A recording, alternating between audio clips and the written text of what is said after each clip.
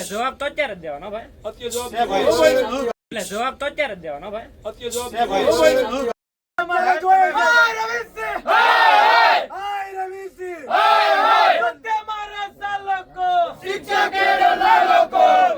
જવાબ આપો મને આનો. ના ના આપણે ક્યાં જવાબ આપો મને સાહેબ. મને જવાબ પર એવું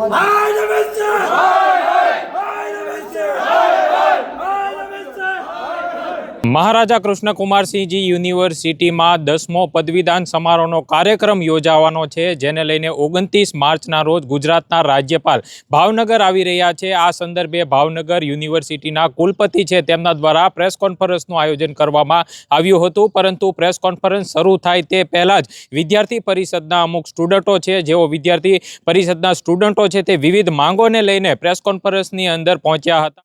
મહારાજા કૃષ્ણકુમારસિંહજી ભાવનગર યુનિવર્સિટીનો 29 માર્ચે કોન્વોકેશનનો કાર્યક્રમનું આયોજન કરવામાં આવેલ છે અને એના સંદર્ભમાં આજે પત્રકાર પરિષદ બોલાવવામાં આવેલી હતી. હું મારી ચેમ્બરમાંથી પત્રકાર પરિષદના રૂમમાં ગયો અને ત્યાં અચાનક જ વિદ્યાર્થી પરિષદના કાર્યકર્તાઓ આવી ગયા. એ કાર્યકર્તાઓની રજૂઆત એવી હતી કે કોન્વોકેશન હતા કેટલાક પ્રશ્નો છે અમારી પાસે, એનો જવાબ તમે અહીં જ આપો અમને. મને એમ લાગ્યું કે યુનિવર્સિટીની અંદર આવી ખોટી પ્રણાલિકા ઊભી થવી જોઈએ નહીં, એટલે મેં આગ્રહ રાખ્યો કે પ્રશ્નો જવાબ તમને હું આપીશ, પણ આ પત્રકાર પરિષદ પૂરી થઈ જાય પછી મારી ચેમ્બરમાં આવજો, તમારા બધા જ પત્રોના જવાબ આપીશ.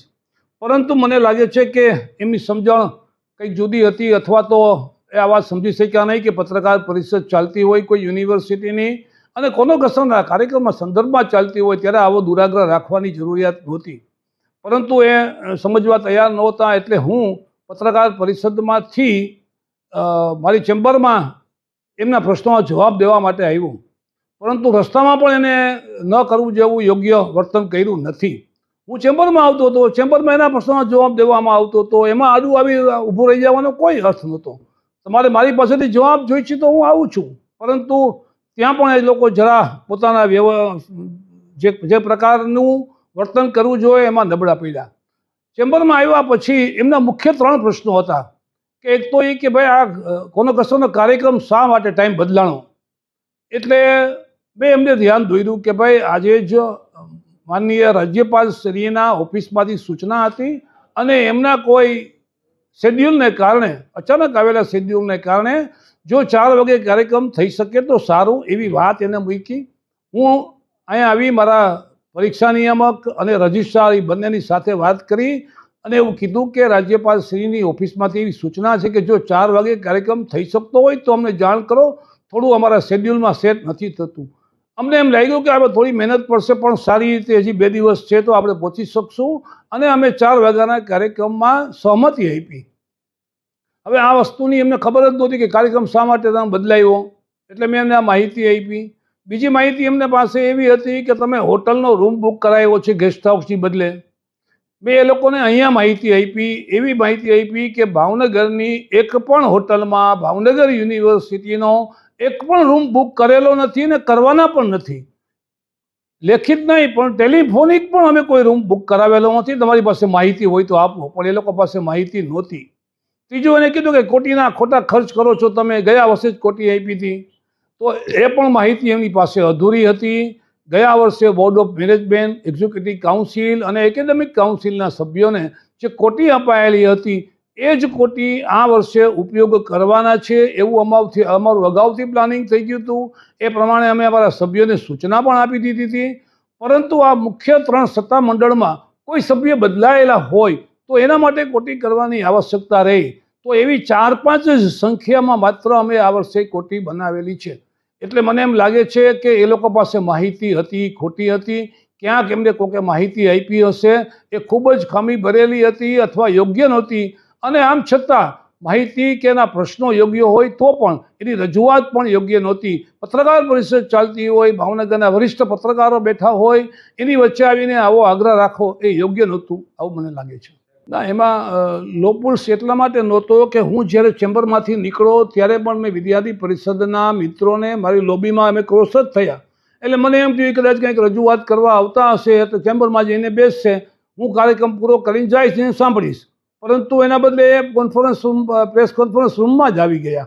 એટલે અને બીજું આપણે યુનિવર્સિટી છે, વિદ્યાર્થીને કે વિદ્યાર્થી સંગઠનોને કોઈ પણ સમયે પ્રશ્નો રજૂઆત કરવાની છૂટ છે ને આપણે આવકારી છે પ્રશ્નો આપે તો, પરંતુ એની રજૂઆત યોગ્ય રીતે થવી જોઈએ, એ થતી નથી અને આજે એવું નથી થયું. એટલે આપની વાત સાચી છે. હું જ્યારે પ્રેસ કોન્ફરન્સ રૂમમાંથી મારી ચેમ્બરમાં એમના જ પ્રશ્નોના જવાબ દેવા આવતો હતો ત્યારે પણ એમને ખબર નહીં શું વિચાર આવ્યો, હું ચેમ્બરમાં ન આવું, ન પહોંચી શકું, આવી પ્રકારની પ્રક્રિયા કરતા હતા. મને એમ લાગે છે કે હજી ક્યાંક એમના માટે ઘડતરની પ્રક્રિયા બાકી છે. એક વિદ્યાર્થી સંગઠન અને એમાં અખિલ ભારતીય વિદ્યાર્થી પરિષદનો સંગઠનનો કાર્યકર્તા હોય એને આ પ્રકારનું વર્તન સારું કહેવાય નહીં. આવતા દિવસોમાં એમના જ અધિકારીઓએ એમનું ધ્યાન દોરવું જોઈએ કે આ પ્રકારનું વર્તન નહીં થવું જોઈએ. એટલે અત્યારે આજ ઘટનાને ધ્યાનમાં રાખીને મારે કોઈ રજૂઆત કરવાની ક્યાંય આવશ્યકતાઓ નથી, પરંતુ જ્યારે યોગ્ય સમયે ક્યાંક રજૂઆત કરવાની, ક્યાંક વાતનું ધ્યાન દોરવાની જરૂરિયાત ઊભી થશે અને એવી પરિસ્થિતિ ઊભી થશે ત્યારે ચોક્કસ ધ્યાન દોરીશ. પણ આ ઘટનાને ધ્યાનમાં રાખીને મારે કોઈ રજૂઆત કરવાની જરૂર નથી. જે યોગ્ય વર્તન થવું જોઈએ થયું નહોતું એટલું વાસ્તવિક છે. મારી વાત મેં શરૂઆતમાં એવું જ કીધું કે હોટલ બુક કરાવેલી નથી, કોટી અમે ઈ સભ્યોને આપી છે, બરાબર, અને સમયના સંદર્ભમાં પણ મેં ખુલાસો કર્યો. હું ત્યાં જવાબ એટલા માટે નહોતો આપવા માગતો કે એક યુનિવર્સિટીની પ્રક્રિયા હોય, ત્યાં નવી પ્રણાલી શરૂ થાય. આજે કોઈ પણ સંગઠન છે એ કોઈ પણ અમારી સત્તામંડળની મિટિંગમાં આવીને એ પ્રશ્નો પૂછે અને અમે અહીંયા જવાબ આપવા માંડી જઈએ, કાલે એક ક્લાસરૂમમાં જઈને પ્રશ્નો પૂછી જવાબ આપવા માંડી જઈએ. આ પ્રણાલિકા યોગ્ય નથી અને મને એમ લાગે છે કે એ પ્રણાલિકા યોગ્ય નહોતી, બાટે જ મેં જવાબ ન આપ્યા.